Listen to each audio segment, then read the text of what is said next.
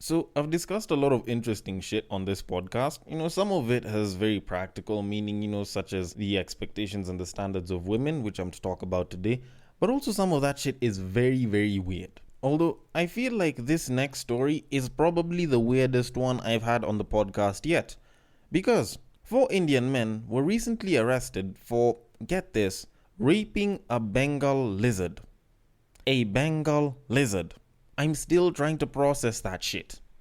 How the fuck do 4 people go to an animal reserve and then decide to take turns on a Bengal lizard? Like, I probably have the same exact questions that you do.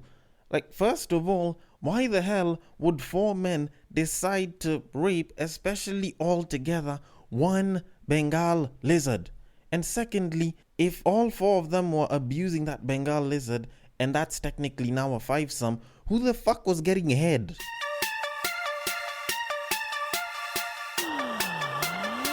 Get ready for the battle of the sexes.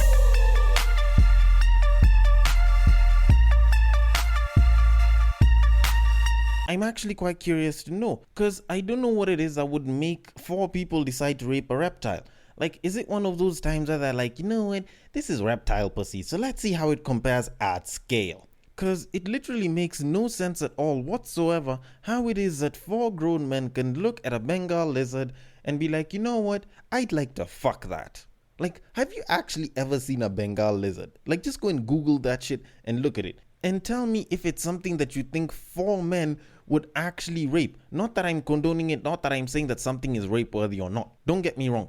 Like, if you look at it, one, it is not the most attractive animal that you can actually look at. It's not like you can look at it and be like, this is beautiful. Like, it's National Geographic beautiful, but it's not, I'd like to fuck beautiful. Then secondly, it's not a particularly large animal that would take up 4 men so that you can actually get shit done. Like, according to Google, the Bengal lizard is roughly about 61 to 175 centimeters in length. If I put it in slightly better scales, pun intended, if you kind of think about it, 61 centimeters is about 3 to 4 years old of a toddler. And 175 centimeters is roughly about what? 5'8", 5'9", if you're trying to be accurate. So it's not something that you'd consider to be particularly that big. But all in all, I'm glad that these guys were caught, they were arrested, and I hope they're brought up on charges and shit, because this shit is weird. Like, people usually talk about weird shit occurs on the internet, but this shit is next level weird. Although I'm not gonna lie, as cold-blooded as this is going to sound, I do have to admit that considering that the Bengal lizard was actually classified as an endangered species not too long ago, they did technically get pussy that was one of its kind. Anyways, we do have a lot to discuss on this podcast, and I kid you not, this is the weirdest that it'll get. I promise you, I am not taking shit anywhere weirder than this, and I will definitely start this podcast in my very typical fashion, where I like to start by saying, welcome to Breaktime on West Side, your number one Breaktime podcast, coming to you from Nairobi, Kenya.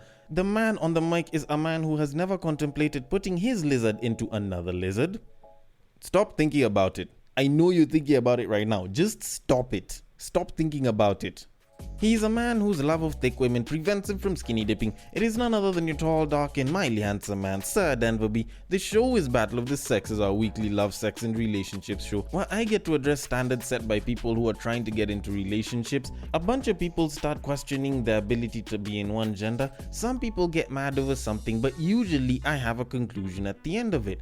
And if you do like the conclusion, if you agree with it, if you disagree with it, if you just want to give some feedback, or if you want to suggest a topic like it, or like any other relating to love, sex, and relationships, then you can slide into the DMs at Breaktime on Westside on IG is the page that you can slide to, at Breaktime on Westside on Facebook as well, and at Bagak the D is my personal Twitter handle, where you can slide into the DMs and give me your topics and feedback there.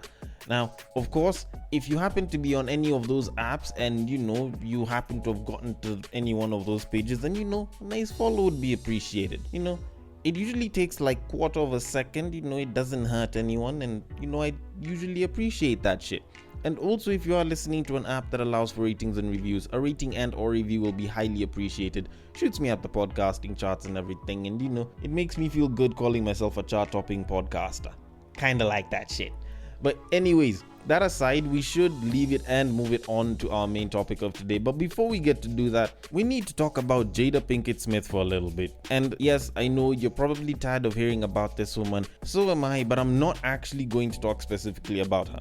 It's actually about her podcast, The Red Table Talk. Now, I don't know about you, but personally for me, ever since the Red Table Talk started bringing in a couple of very interesting characters and outlooks on things, and whatever the hell happened to Will and the entanglement, I personally have not been liking the idea of red tables ever since. And in a very recent trailer, when they were busy talking about the new and interesting people that will be hopping onto the next season of the Red Table Talk, Janelle Monae was mentioned there as she supposedly came out as non-binary.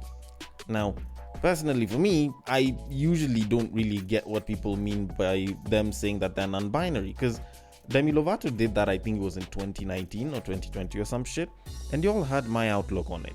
And, that one's a very interesting character on her own.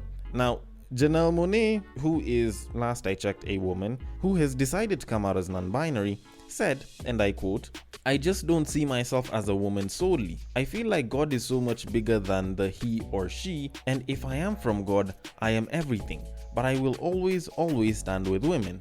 I will always stand with black women." End quote. Now, don't get me wrong. I'm not saying that she's entirely wrong for her outlook or, how she feels about herself isn't right or anything. But the last time I checked, if you have a vagina and you have tits, then you probably classify as a woman. Like, you have the organs that actually do classify you as a woman. Like, you have vagina. So why not stick to calling yourself a woman? Like, I honestly believe that the day we all started taking whatever it is that people felt and started taking that shit seriously, we actually started to lose it as a people. Because how is it that a person with a vagina can suddenly come out and say, you know what, I don't feel like I'm just a woman, so I'm not going to classify as either male or female. Like, normally back in the day, people would call that gender identity disorder, but apparently nowadays it's considered non-binary.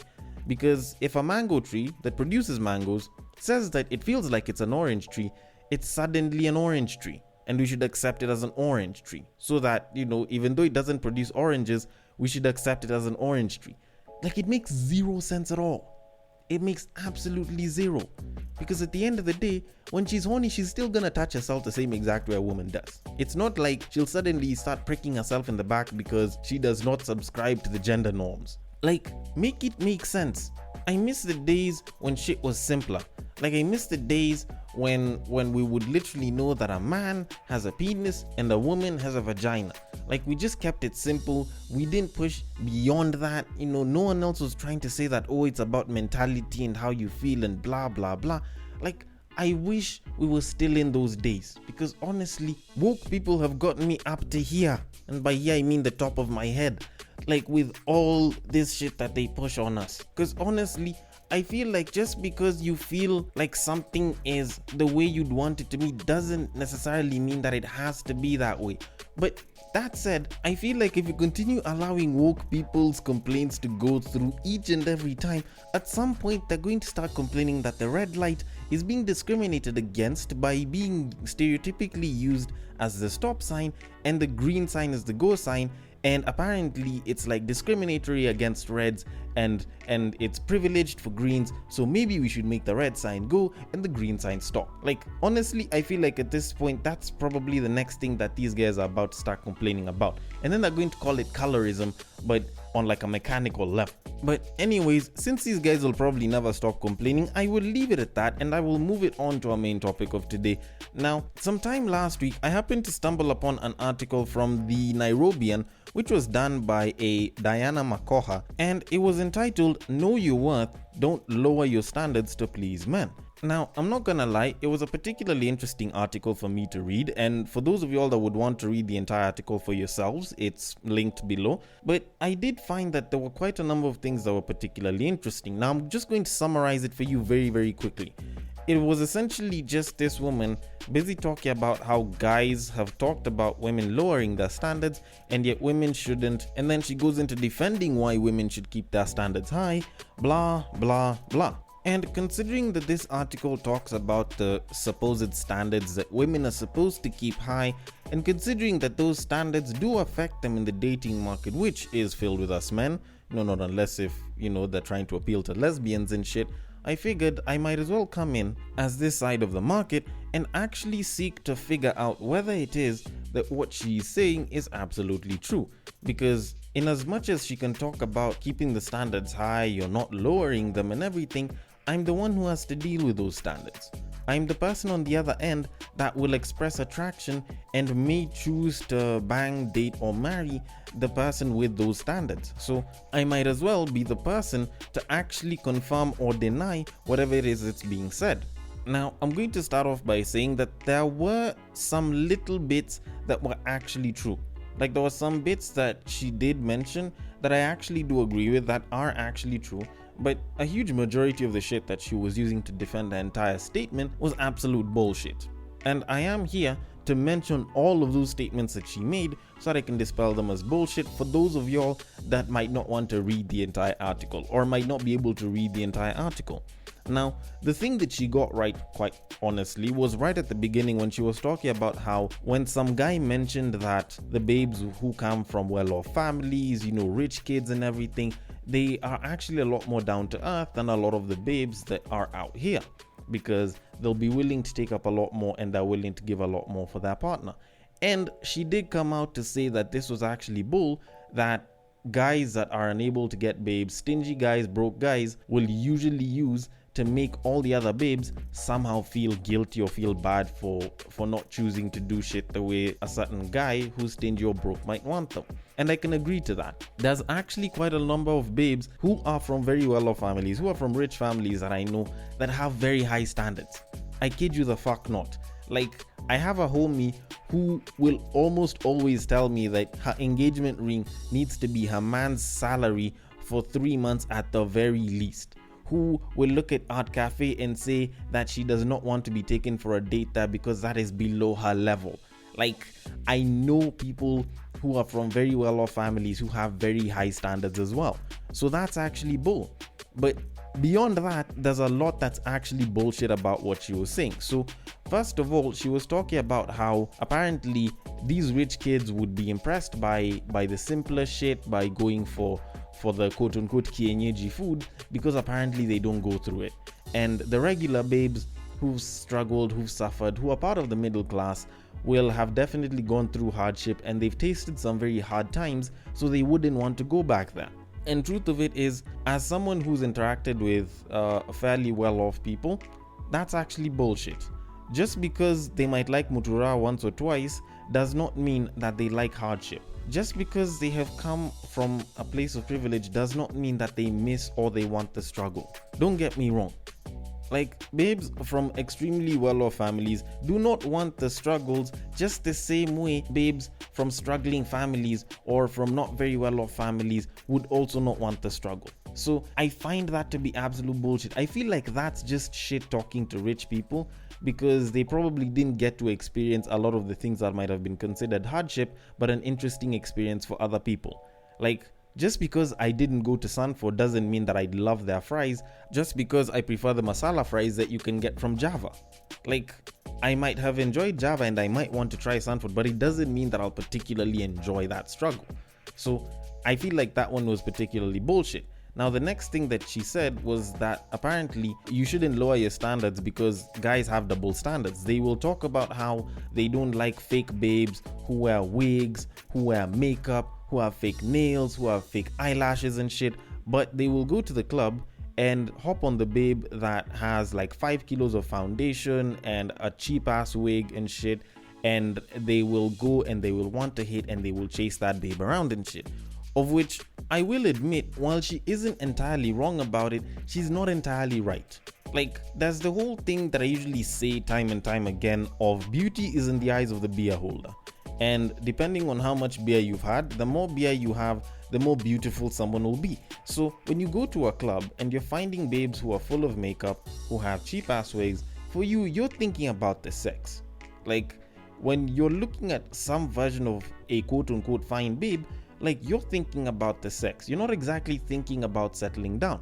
yes, maybe the babe that we want to be all natural, we want to cook for us and clean for us, probably might not look like that, and we might not want them to look like that, but it doesn't mean that just because we'd want to fuck this one, we'd want to date and or marry them as opposed to the so-called natural babe. Now, I'm one of those people that will typically tell a babe, you know what, you don't have to rock makeup, go and look good in your natural state. And by all means, I live by that. Doesn't mean that I wouldn't hit a babe with makeup. What I am saying is, I like it when the babe that I look at when I wake up looks the exact same way when she leaves the house to go to work. That's all I'm trying to say. And while there isn't anything wrong with wanting to fuck a babe with makeup, you need to separate the idea of what's fuckable versus what's dateable. Alright?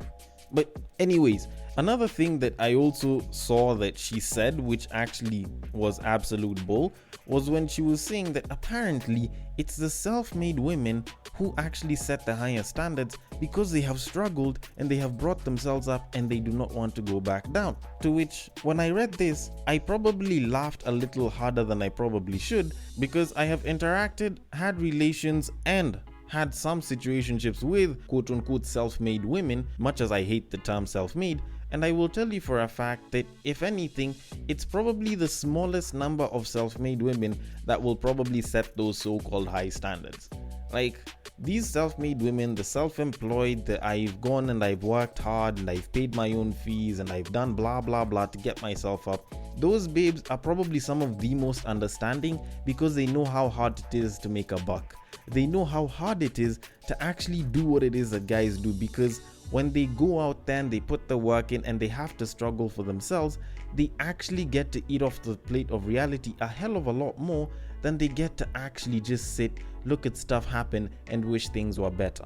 Like, they actually get to taste reality so well that they end up looking at what's real and what it is that would be much more sustainable with a man, as opposed to the idea that this man should be driving this car and he should be making this much blah blah blah. So you will find that a lot of them will actually say they just want a man that they can build with. They want a caring man who's loyal because they've already made their money and they're not trying to get any more money from another guy. But you find that the not so self-made, the ones that feel like they're entitled to a nigga busy putting money down on them, are the ones who continue saying, oh, if a guy doesn't earn this much, oh, if the guy can't live by this and this standards, then they're not giving them a chance. So if anything, that's actually more bullshit than real. Although I feel like the worst one came somewhere towards the end, where she was busy talking about how apparently guys like women who not only set standards but set high standards, and setting standards is knowing one's worth. To which I thought about that for a second, and I realized that that was probably the most well thought out bullshit that I have ever heard. Because when you actually think about it, guys can make it seem that way, but here's the thing. We like a woman who sets standards of themselves, not for themselves. Like, I know it seems a bit confusing, so let me even try and break it down. So, for example, when a baby is like, you know what, I don't see the need of why I should go out every single weekend, get shit-faced drunk and get dragged home every weekend, we consider that a pretty good standard.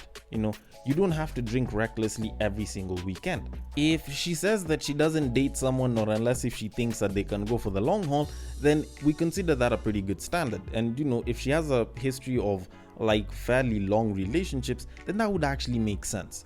If she says that she doesn't go raw with a dude, not unless if she's dating them, we can consider that as a pretty good standard.